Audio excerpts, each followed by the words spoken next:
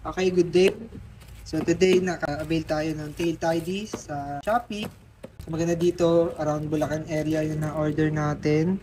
Kaya mabilis siya, ilang days lang. Pero naka-order na ako nung last time ng Universal, hindi nagkaigi sa ating RC200. So nagpalit ako. So huwag kayo order ng Universal kasi yung Universal pang flat siya na underneath. Kung gusto niyo yung Universal, kailangan niyo ng isa na mahaba o pang-extend na nakababa siya sa may underneath ng RC200. Pero ito, in-order ko yung sadya na pang RC200. Ano natin to? Okay, magandang quality niya. Ganda yung bakal niya kahit paano.